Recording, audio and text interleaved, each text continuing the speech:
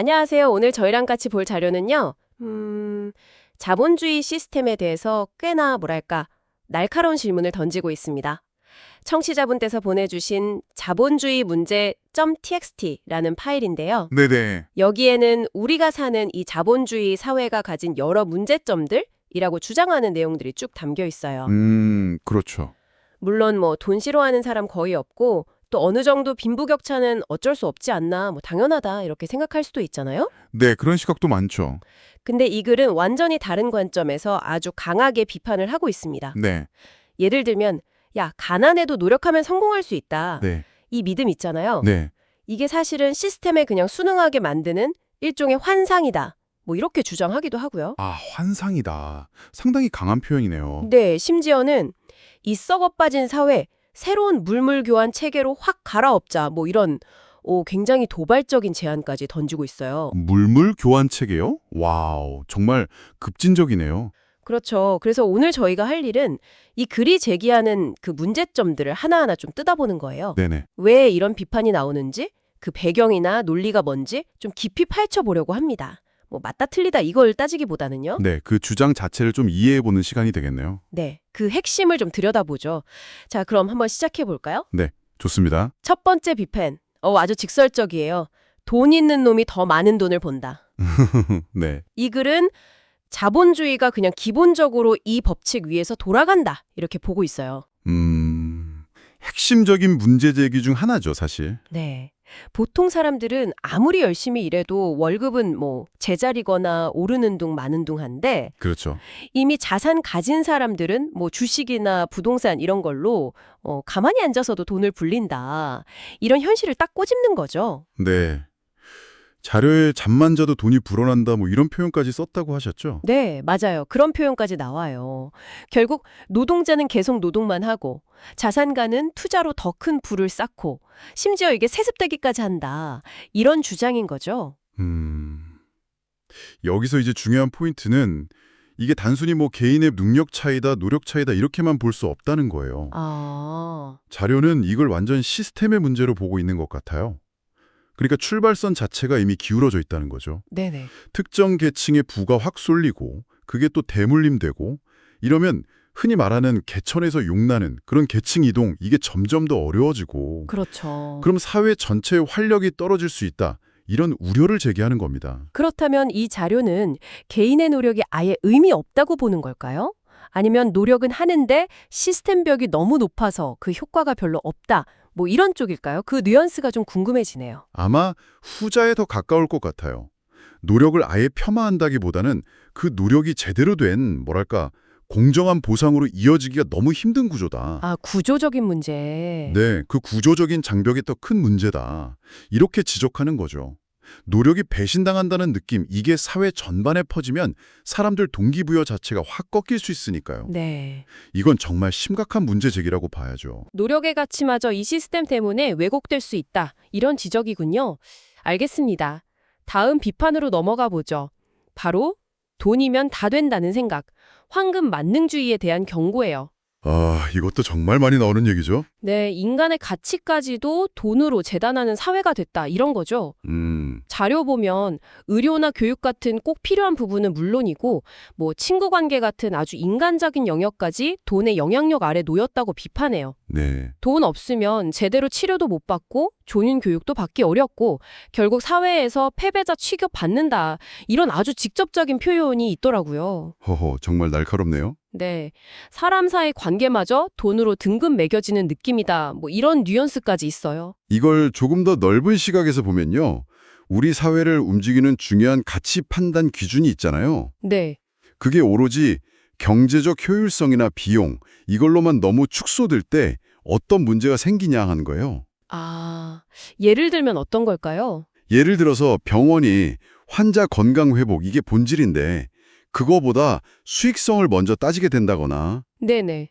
교육이 인격 형성 이런 것보다 그냥 취업률 같은 경제적 성과로만 평가받는 상황, 이런 걸 생각할 수 있죠. 아, 그렇군요. 돈으로 환산하기 어려운 가치들 있잖아요. 인간의 존엄성, 공동체 연대, 문화적 풍요로움 같은 것들. 네. 이런 것들이 경제 논리 앞에서 너무 쉽게 무시될 수 있다. 이건 굉장히 근본적인 문제 제기라고 할 수 있습니다. 돈이 모든 걸 재는 척도가 되어버릴 때 우리가 잃어버리는 것들이 참 많다 이런 이야기네요. 여기서부터는 비판 강도가 확 세지는 것 같은데요. 네, 그런가요? 세 번째는 기업의 이윤 추구 행태. 이걸 그냥 정면으로 딱 겨냥합니다. 이윤을 위해서라면 노동자 착취, 환경 파괴, 심지어 소비자 속이는 것까지도 안 한다. 이런 주장이에요. 기업 활동의 어두운 면을 지적하는 거군요. 네. 자료에서는 기업들이 맨날 윤리 경영이니 사회적 책임이니 말은 하는데 그거 다 그냥 허울 좋은 소리고. 허허. 실제로는 이익만 된다면 법태들이 안 해서 아니면 그 경계를 아슬아슬하게 넘나들면서까지 무슨 일이든 할 수 있다. 이런 시각을 보여줘요. 네. 단기적인 이익 극대화가 다른 모든 가치를 그냥 압도해버린다. 이런 거죠. 자본주의 시스템 자체가 본질적으로 경쟁을 통해서 이윤을 극대화하도록 설계되어 있는 건 맞아요. 네, 그렇죠. 그게 기본 동력이니까. 네. 이 자료는 바로 그 과정에서 기업들이 때로는 장기적인 사회적 책임이나 윤리적인 고려 이런 것보다는 단기적인 수익 압박에 훨씬 더 민감하게 반응할 수 있다는 점을 아주 날카롭게 지적하는 것 같아요. 아, 시스템 자체가 그렇게 만든다는. 물론 모든 기업이 다 그렇다 이렇게 일반화할 수는 없겠죠. 당연히. 네, 당연하죠. 하지만 시스템 자체가 그런 방향으로 움직이도록 아주 강한 유인, 인센티브를 제공할 수 있다는 거죠. 네. 이윤 추구라는 그 강력한 동기하고 사회 전체의 공공선, 퍼블릭 굿 사이에는 본질적으로 긴장 관계가 있을 수밖에 없다. 이걸 보여주는 대목인 것 같습니다. 시스템이 그런 쪽으로 유도할 수 있다는 말씀이시군요. 이렇게 기업의 이윤 추구가 극대화될 때 그 영향은 사람한테만 미치는 건 아니겠죠. 그렇죠. 다른 데에도 영향이 가겠죠. 이 자료가 네 번째 비판 지점으로 바로 그 대가, 즉 환경 파괴 문제를 아주 심각하게 다루고 있어요. 아, 환경 문제. 이건 정말 빼놓을 수 없는 이슈죠. 네. 자본주의가 본질적으로 끝없는 성장을 추구할 수밖에 없는 시스템이고 네. 이게 결국 지구 자원을 고갈시키고 환경을 파괴하는 근본 원인이다. 이렇게 주장합니다. 성장의 동력이 파괴의 원인이 된다. 그렇죠. 기후변화, 온갖 오염, 생태계 파괴 이런 문제들이 전부 이 시스템의 필연적인 결과다. 이렇게 보고요. 이대로 가면 우리 후손들한테 남는 건 쓰레기랑 황폐해진 지구뿐일 거다. 와, 정말 암울한 전망을 내놓고 있어요. 네. 성장을 멈출 수가 없으니까 파괴도 멈출 수 없다. 이런 논리인 거죠. 이건 정말 본질적인 질문을 던지는 겁니다. 유한한 지구잖아요. 우리 사는 곳이. 그렇죠. 딱 하나뿐인데. 네. 이 유한한 공간 안에서 무한한 성장을 전제로 하는 경제 시스템이 과연 지속 가능할 수 있냐는 거죠. 근본적인 모순에 대한 지적이에요. 지속 가능한 발전, sustainable development. 이 개념이 왜 그렇게 중요하게 논의되는지를 오히려 역설적으로 보여주는 비판이기도 하고요. 네네. 이 자료는 현재의 자본주의 모델이 환경적인 측면에서는 근본적으로 지속 불가능하다 아주 강력한 주장을 펼치고 있는 셈입니다. 그냥 불가능하다. 네, 성장의 양만 볼 게 아니라 그 질과 방향, 그리고 그로 인해서 발생하는 환경적, 사회적 비용에 대해서 근본적으로 다시 생각해야 한다. 이런 촉구로 익힙니다. 지속 가능성의 문제, 정말 피할 수 없는 질문인 것 같네요. 자, 다음 두 가지 비판은 서로 좀 깊게 연결되어 있는 것 같아요. 아, 네. 어떤 건가요? 바로 인간이 이 시스템 안에서 어떻게 취급받는가, 여기에 대한 이야기입니다.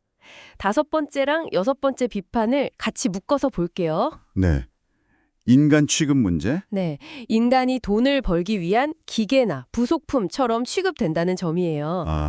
더 많이, 더 빨리, 더 싸게 이게 최고의 가치가 되면서 인간다운 삶의 조건들 있잖아요. 네, 휴식이라던가? 그렇죠. 충분한 휴식, 여유, 워라밸, 창의성 발휘 이런 것들은 다 뒷전으로 밀려나거나 심지어 사치처럼 여겨진다. 이런 겁니다. 자료는 아주 강하게 인간은 단순히 돈을 벌기 위한 기계로 전락한다 이렇게 표현해요. 기계라 상당히 과격한데요. 네, 노동자는 그냥 생산 라인의 일부처럼 소비자는 매출 보고서 속에 그냥 숫자로 심지어 교육, 예술, 의료 이런 분야까지도 이게 과연 돈이 되는가 이 단 하나의 잣대로 평가받게 된다는 지적이에요. 모든 게 경제 논리로만 평가받는다는 거군요. 네, 그래서 이 모든 것들이 가리키는 최종적인 결과는 뭐냐? 결국 인간의 존엄성이 훼손되는 사회가 된다는 거죠. 네, 이 두 비판은 사실 동전의 양면 같은 거예요. 아, 그렇습니까? 이윤 극대화가 시스템의 최고 목표가 될 때 그 시스템을 구성하는 개개인, 즉 사람은 목적 그 자체가 아니게 되는 거죠. 네. 이윤 창출이라는 목적을 달성하기 위한 수단으로 취급될 위험이 커진다. 이런 지적입니다. 수단이 되어버린다. 네, 이게 사실 예전에 칼 마르크스가 지적했던 인간 소외, 휴먼 에일리어네이션 현상하고도 맥이 닿아 있는 이야기인데요. 아, 인간 소외? 단순히 노동 과정에서 느끼는 소외감, 이걸 넘어서서 사회 전반에서 인간이 점점 도구화되고 자기 삶의 주체성을 잃어가는 현상, 이걸 다 포괄하는 개념으로 볼 수 있어요. 네. 쉽게 말하면 사람들이 자기 일이나 삶에서 의미를 찾기가 점점 어려워지고 그냥 거대한 시스템의 부속품처럼 느껴지면서 무력감을 경험하는 상태, 이걸 말하는 거죠. 아, 무력감. 네, 일의 의미 상실, 극심한 경쟁에서 오는 스트레스, 정신건강 악화 같은 문제들이 다 이런 맥락에서 파생될 수 있다. 이런 분석이 뒤따르는 겁니다. 듣고 보니 이게 단순히 경제 문제를 넘어서서 인간 존재 자체에 대한 질문으로 이어지네요. 그렇죠. 내가 이 시스템의 그냥 부속품인가? 아니면 주체적인 인간으로 살고 있는가? 이런 질문 말이죠. 네, 바로 그 질문입니다. 자, 7번째 비판은 아까 잠깐 나왔던 불평등 문제를 더 깊이 파고듭니다. 바로 극단적인 부의 편중 현상, 그리고 이게 민주주의에 미치는 영향이에요. 아, 불평등과 민주주의. 이것도 중요한 연결고리죠. 네. 전 세계적으로 상위 극소수가 부의 대부분을 차지하고 나머지 대다수는 생존을 위해서 치열하게 경쟁해야 하는 현실, 이걸 지적하면서요. 네. 이 자료는 이게 그냥 빈부격차 심하네 이 정도를 넘어선다고 주장해요. 더 심각하다. 네. 왜냐하면 이렇게 부와 권력이 소수에게 너무 집중되면 정치 시스템마저 그 사람들 영향력 아래 놓이게 된다는 거죠. 아, 정치까지. 네. 결국 평범한 시민들 목소리는 그냥 묻혀버리고 사실상 자본의 독재 상태로 갈 수 있다. 와, 이건 정말 심각한 경고를 하고 있는 거예요. 자본의 독재라. 네. 돈이 권력을 낳고 그 권력이 다시 돈을 불리는 이 악순환의 고리를 지적하는 것 같습니다. 네, 경제적 불평등이 심해지면 이게 정치적 불평등으로 이어질 수 있다는 우려. 이건 정치학이나 사회학에서 정말 오랫동안 제기되어 온 문제입니다. 그렇죠. 늘 나오는 얘기죠. 네, 부유층이나 거대 기업들은 로비, 선거자금 기부, 싱크탱크 운용 이런 다양한 방법을 통해서 정책 결정 과정에 훨씬 더 큰 영향력을 행사할 수가 있잖아요. 네, 아무래도 그렇죠. 반면에 평범한 시민들의 목소리는 상대적으로 작아질 수밖에 없죠. 이렇게 되면 민주주의의 가장 기본적인 원리 중 하나인 정치적 평등성, 네. 즉 모든 시민이 동등한 정치적 권리와 영향력을 가져야 한다는 이 원칙이 훼손될 수 있는 겁니다. 아, 원칙 자체가 흔들린다. 네, 이 자료는 바로 이 지점을 파고들면서 극단적인 경제적 불평등이 민주주의 시스템의 근간 자체를 흔들 수 있다. 이런 강력한 경고 메시지를 보내고 있는 거죠. 경제적 불평등이 민주주의 작동 방식 자체를 왜곡시킬 수 있다. 정말 중요한 문제 제기네요. 자, 이제 마지막 8번째 비판입니다. 네, 마지막이군요. 바로 이런 경쟁 중심적인 시스템이 결국 사람들 사이의 관계, 즉 공동체를 파괴한다 이런 내용이에요. 아, 공동체 붕괴? 네, 시스템이 끊임없이 경쟁을 부추기잖아요. 네. 그러다 보니까 협력이나 연대보다는 서로를 이겨야 할 대상으로 여기게 된다는 거죠. 그렇죠.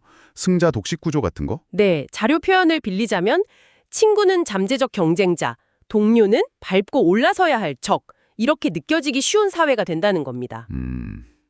씁쓸하네요, 정말. 그렇죠. 이런 분위기 속에서는 서로 돕고 의지하는 공동체, 이게 점점 약해지고 개인은 더 고립감을 느끼게 되고요. 네. 결과적으로 사회 전체의 신뢰는 낮아지고 사람들은 만성적인 정신적 피로와 불안감 속에서 살아가게 된다. 이런 진단입니다. 네, 과도한 경쟁 문화는 분명히 사람들 사이의 유대감을 약화시키는 경향이 있습니다. 사회학에서는 이런 관계망, 신뢰, 협력 규범 같은 걸 통틀어서 사회적 자본, 소셜 캐피탈이라고 부르는데요. 아, 사회적 자본? 네, 이게 눈에는 안 보이지만 사회가 원활하게 작동하고 또 위기에 대처하는 데 정말 필수적인 자산이거든요. 네네. 쉽게 말하면 이웃 간의 신뢰나 서로 돕는 문화, 이런 것들이죠. 이 자료의 주장은 바로 이 자본주의적인 경쟁 논의가 이런 사회적 자본을 점점 갉아먹는다는 겁니다.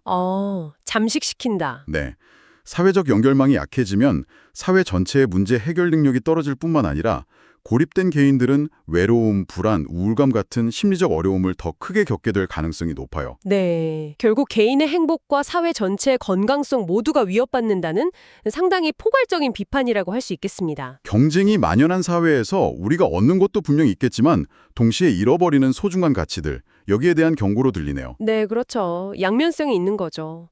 오늘 저희는 청취자께서 공유해 주신 자본주의 문제점 txt라는 글을 통해서 자본주의 시스템을 향한 8가지 날카로운 비판들을 좀 깊이 있게 살펴봤습니다. 네, 정말 다양한 각도에서 비판이 나왔네요. 그렇죠. 뭐 부의 집중과 세습 문제부터 황금 만능주의, 또 이윤 추구 과정에서의 윤리 문제, 환경 파괴, 인간 소외, 극단적 불평등과 민주주의 위협, 그리고 마지막으로 공동체 붕괴까지 정말 근본적인 문제들을 건드리고 있었죠. 네, 하나하나가 다 무게감이 있는 주제들이었습니다. 네. 다시 한번 좀 강조해서 말씀드리지만요. 오늘 저희가 나눈 이야기들은 전적으로 제공된 자료에 담긴 특정한 비판적인 시각을 탐구하고 이해하기 위한 것이었습니다. 맞습니다. 네. 이 세상과 사회를 바라보는 여러 관점 중에 하나로서 받아들여 주시면 좋겠습니다.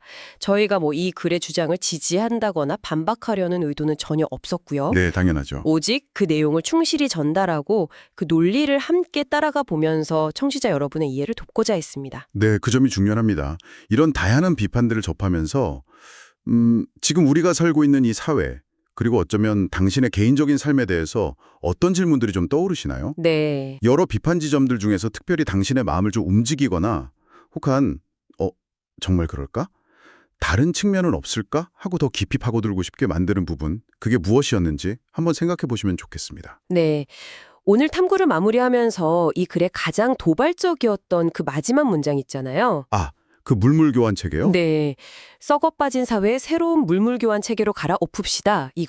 이걸 다시 한번 곱씹어 보는 건 어떨까요? 네, 아주 강렬했죠. 만약 정말로 이 주장처럼 현재 자본주의 시스템과는 다른 가령 새로운 물물 교환 체계라던가 아니면 또 다른 형태의 사회 운영 방식을 상상해 본다면 그 모습은 과연 어떨까요? 상상하기 쉽진 않네요. 그렇죠. 그리고 그런 상상을 해보는 것 자체가 지금 우리가 너무나 당연하게 여기고 있는 것들에 대해서 어떤 새로운 질문을 던져줄 수 있을까요? 네, 그 질문을 던지는 것만으로도 의미가 있겠네요. 네, 이 질문을 여러분 스스로에게 한번 던져보시면서 오늘 저희와의 대화를 마무리하시면 좋겠습니다. 다음에 또 흥미로운 자료와 함께 찾아뵙겠습니다. 네, 수고하셨습니다.